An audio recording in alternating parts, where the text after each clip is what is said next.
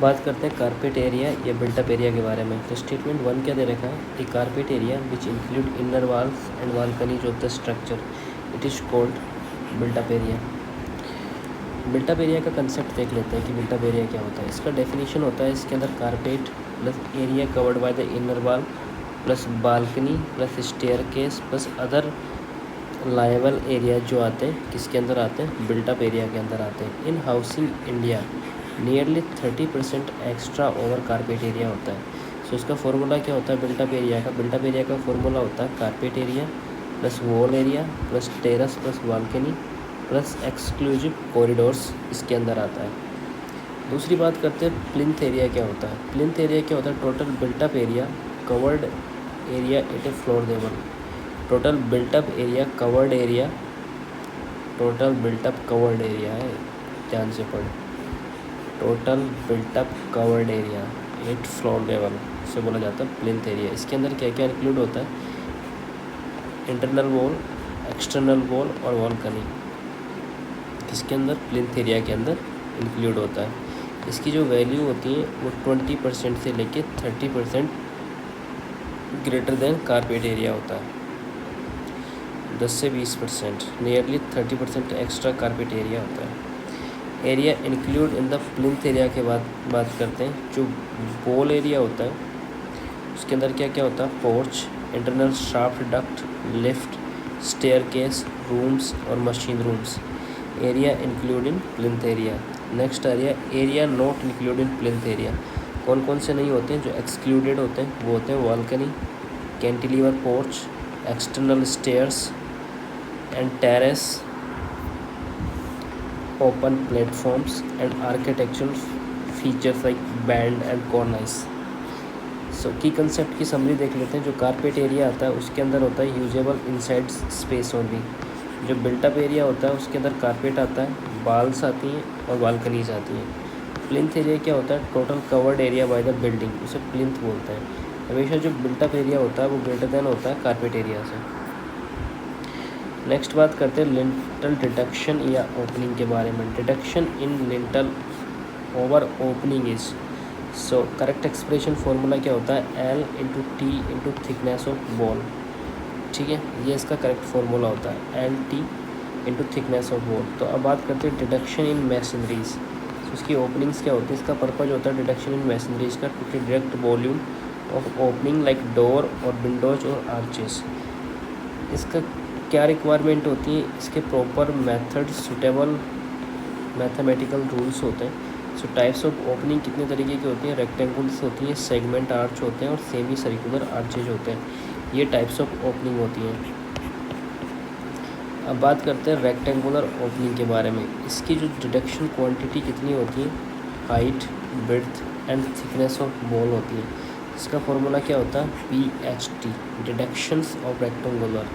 अब बात करते हैं सेगमेंटेज आर्च ओपनिंग के बारे में। इसकी डिडक्शन क्वांटिटी कितनी होती है, rectangular part plus segmental part. तो rectangular part B into H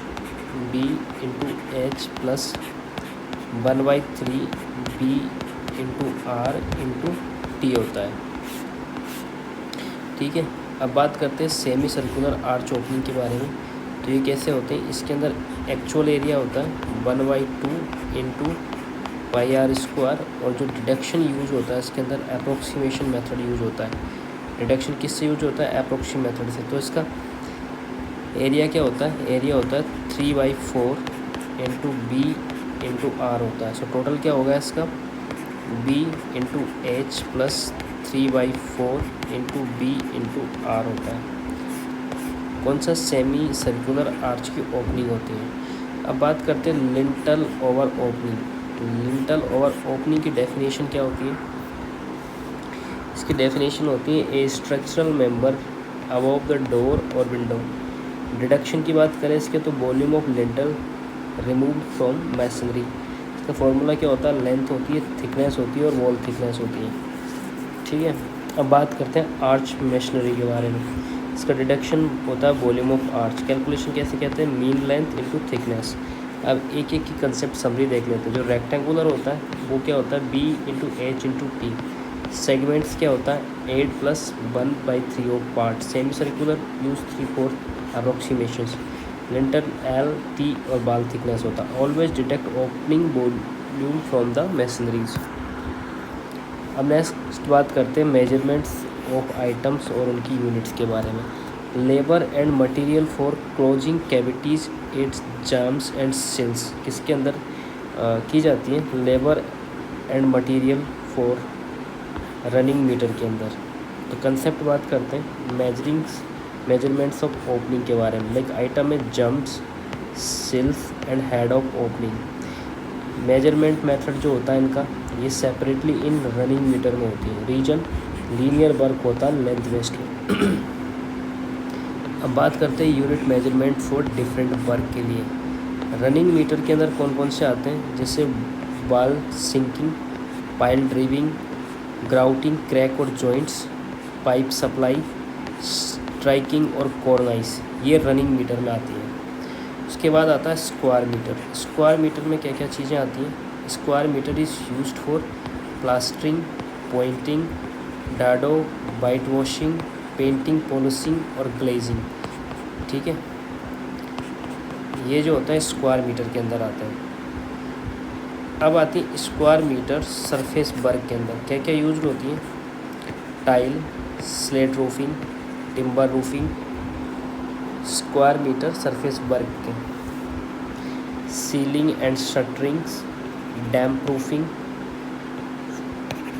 flooring, jali work, wood work, door and windows and partition, timber और प्लाईवुड। अब नंबर्स की बात करते हैं। नंबर्स कहाँ यूज होता है? Boring hole in irons, painting letter और फिगर्स, पिलर कैप्स नंबर में होता है, क्लीनिंग फिक्चर्स नंबर में होता है, फिक्सिंग डोर्स और विंडोज़ नंबर्स में आता है। अब बात करते हैं क्यूबिक मीटर में किसके लिए यूज़ होता है? अर्थ वर्क जैसे एक्सकेवेशन, पडिंग में मीटर क्यूब होता है, कंक्रीट वर्क, स्टोन मशीनरी और ब्रिक वर्क, ये किसके अंदर होता है? क्यूबिक मीटर में। अब बात करते हैं क्विंटल किसके लिए यूज होता है? Steel reinforcement, binding steel wars and steel fabrication hostings.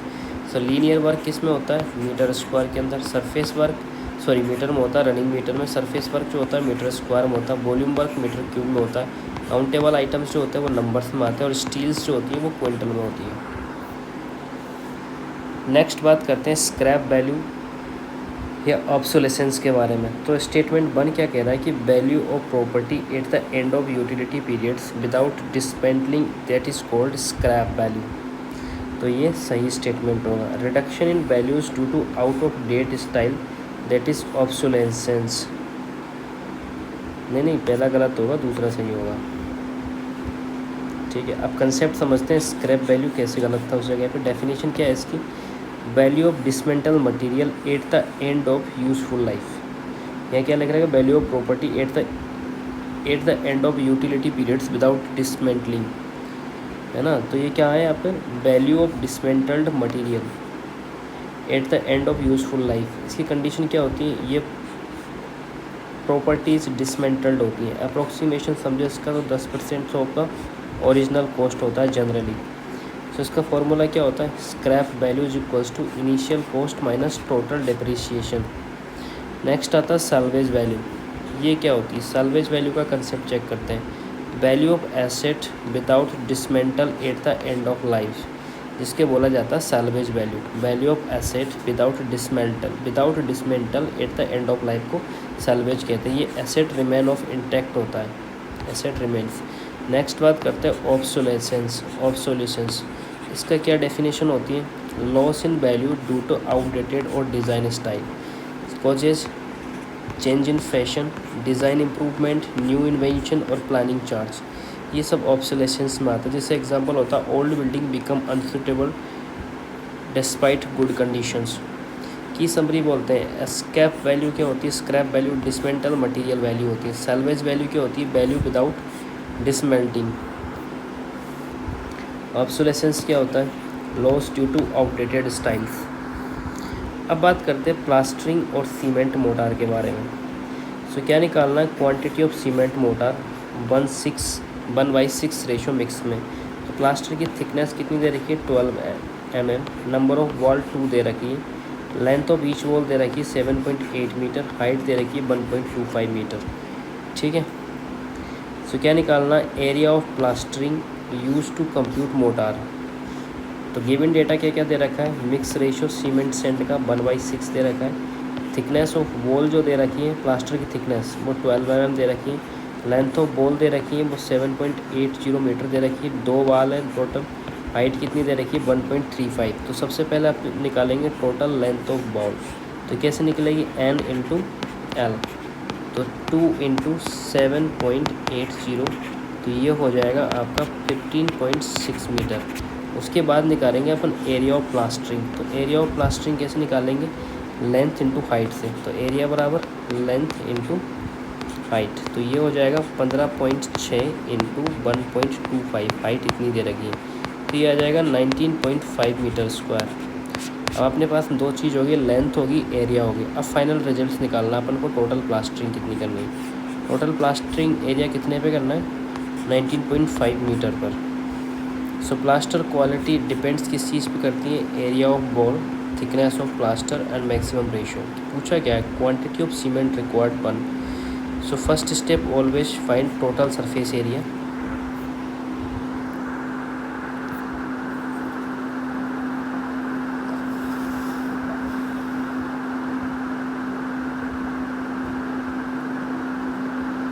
Area of plaster ही पूछा उसने।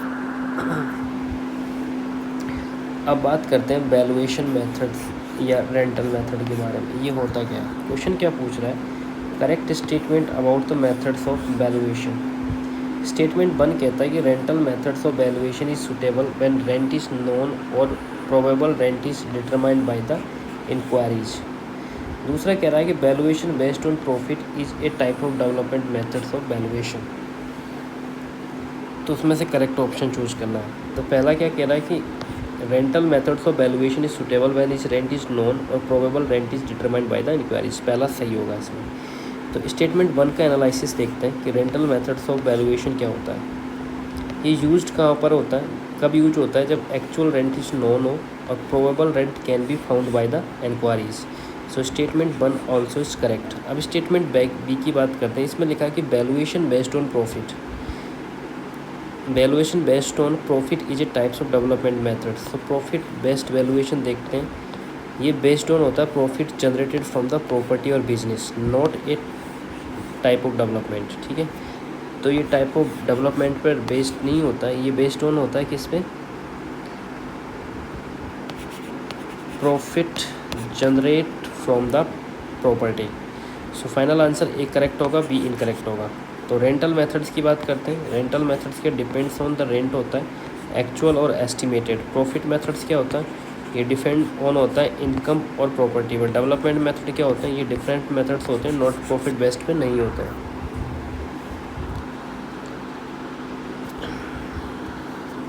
अब यहाँ पर ऑल मेथड्स के कंसेप्ट दे रखे हैं, देख लेते हैं। Different methods for the valuations, focus, concepts, applications of each methods पे आ गए। तो यहाँ पर 6 मेथड्स ऑफ वैल्यूएशंस है।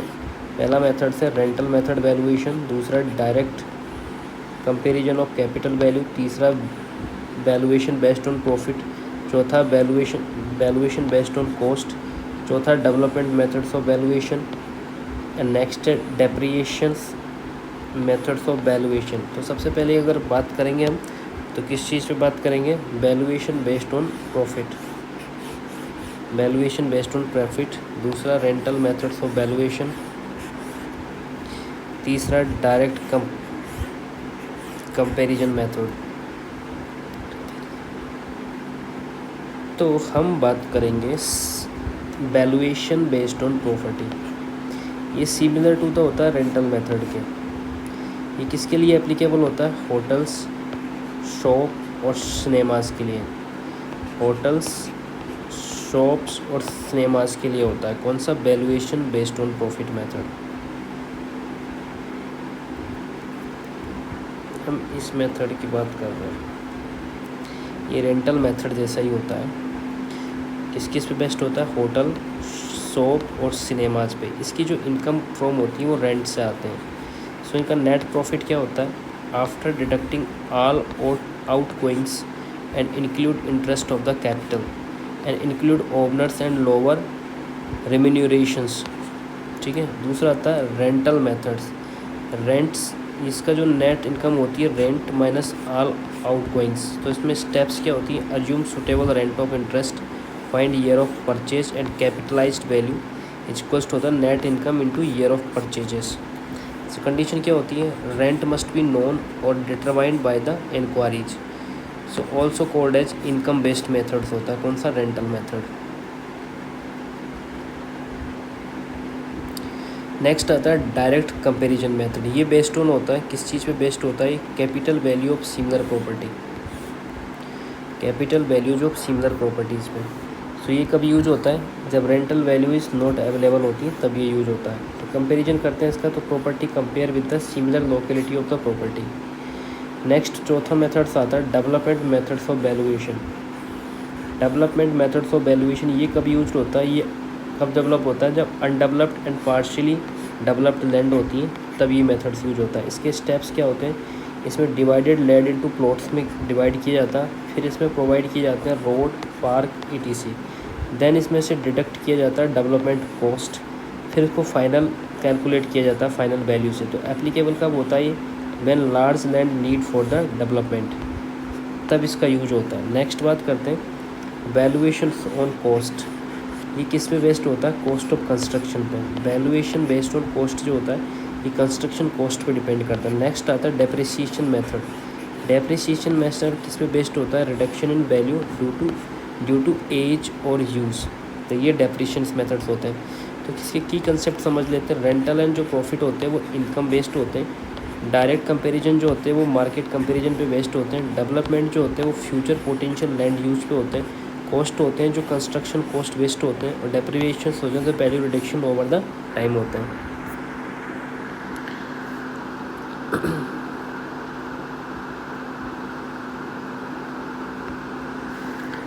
अब एक क्वेश्चन दे रखा है, क्या निकालना है? Total cost of producing of 10 metre cube of 136 cement concrete. क्या निकालना है? Total material cost nearest thousands में निकालना है। तो सीमेंट कितना दे रखा है? 10,000 पर यूनिट है गिवन। कोर्स सेंड्स कितना दे रखा है? 2,000 per metre cubes. And stone ballast दे रखा है 3,000 पर मीटर क्यूब्स। तो डेटा अपन को मिक्स रेशियो 136 है। ड्राई वेट वॉल्यूम इंक्रीज 52% और वेट वॉल्यूम दे रखा है 10 मीटर क्यूब। तो सबसे पहले हम स्टेप 1 में क्या करेंगे? इसको convert to the dry volume में करेंगे। ड्राई वॉल्यूम में कैसे कन्वर्ट करेंगे इसको? 10 इंटू 1.52। ठीक है। और ये हो जाएगा कितना?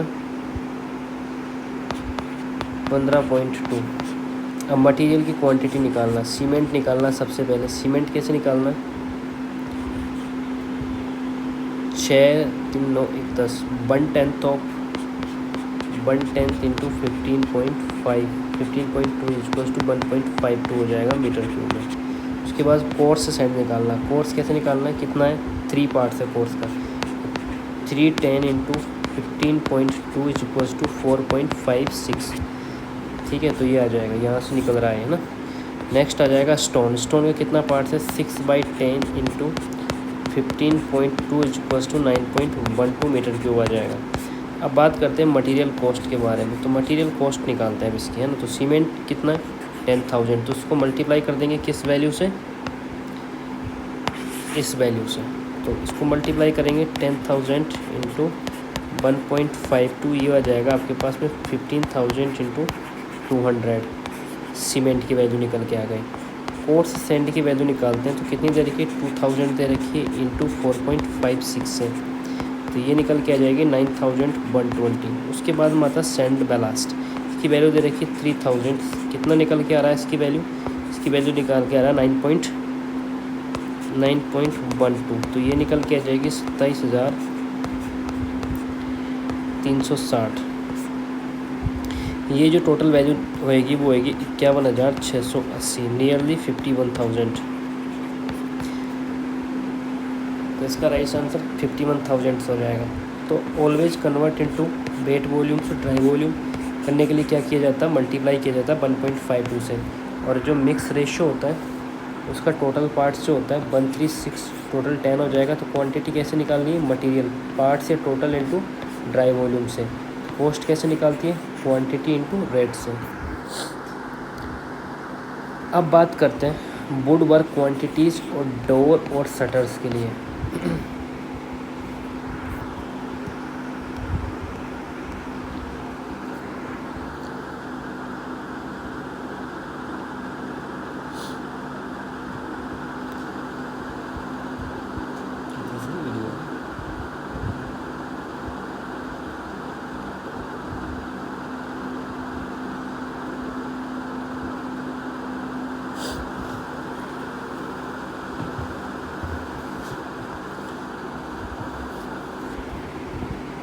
पूछ रहा है यूनिट इन विच,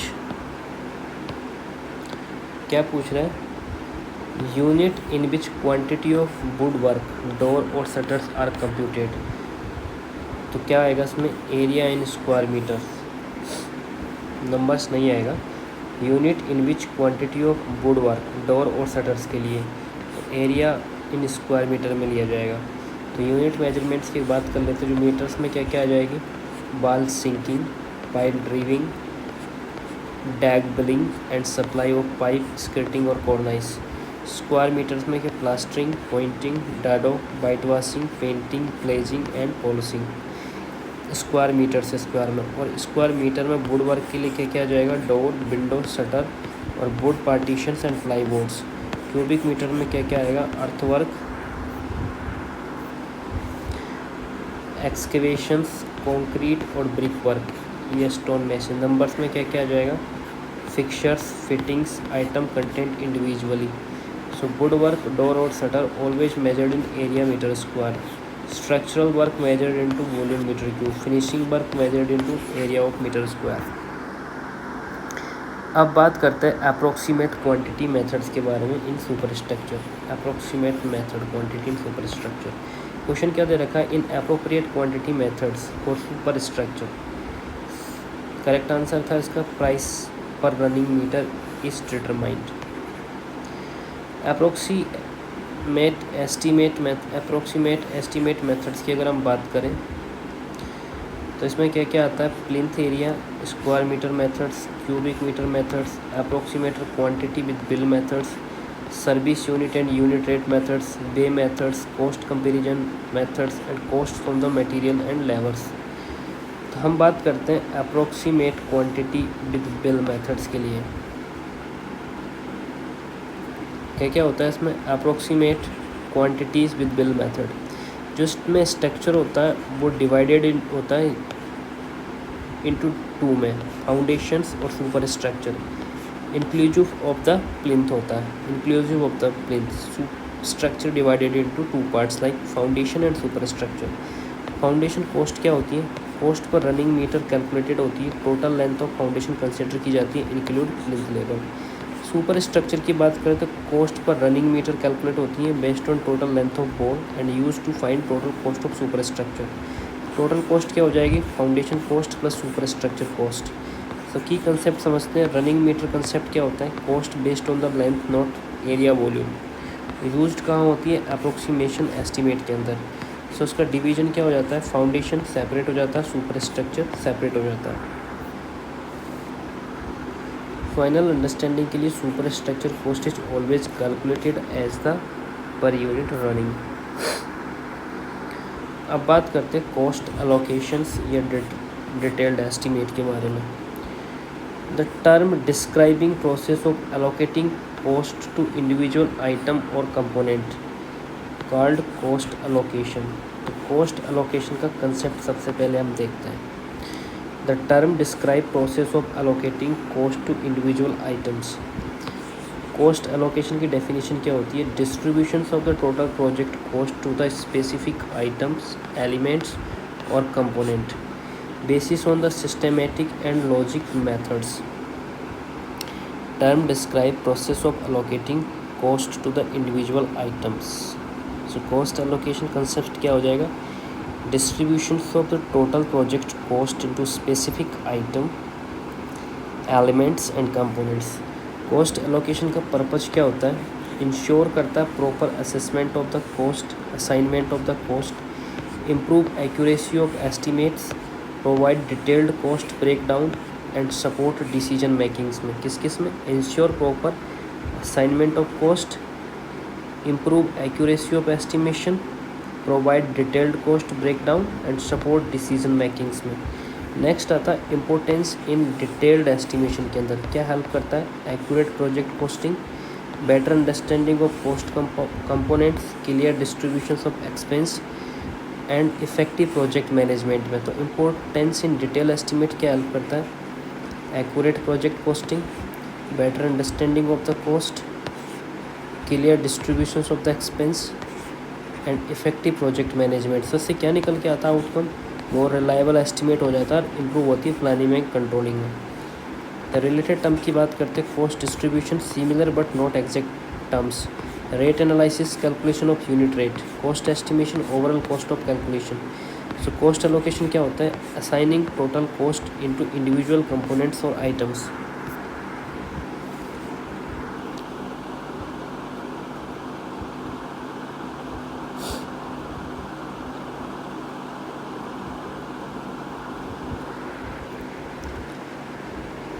यहाँ पर दे रखा cost distribution, rate analysis and cost estimation.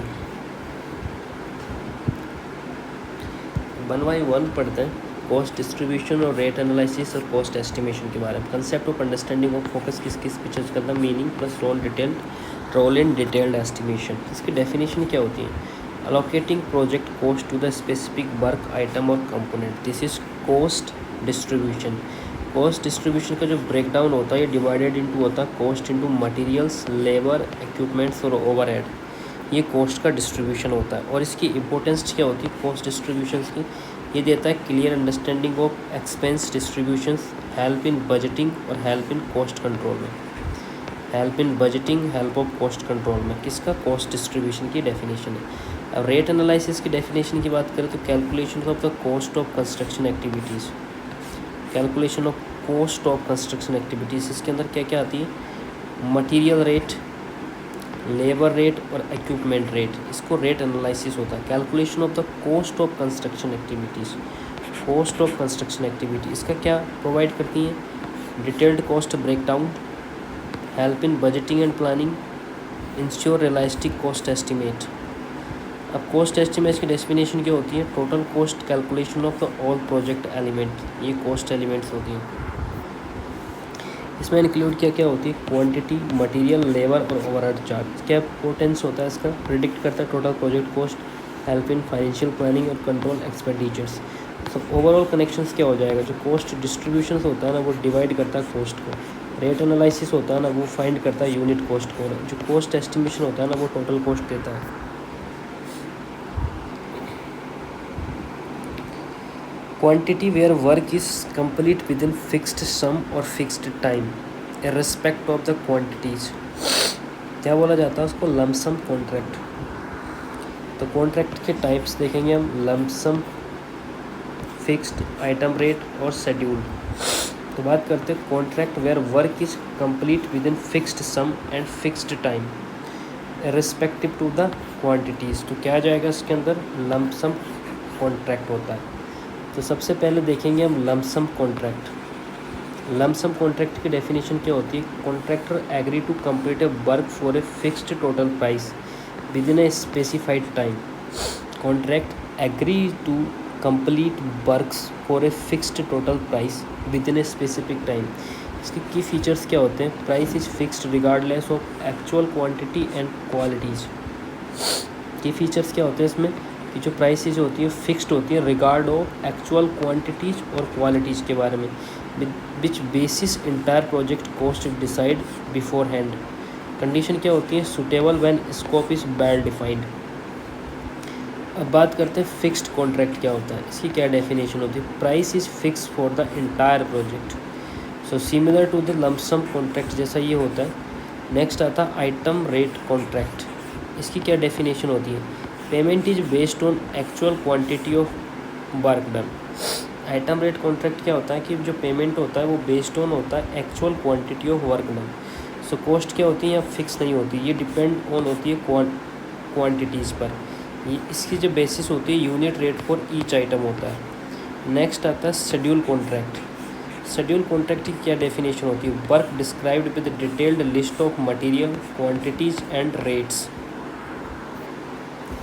And nature more detail than item rate contract. तो लमसम क्या होता है?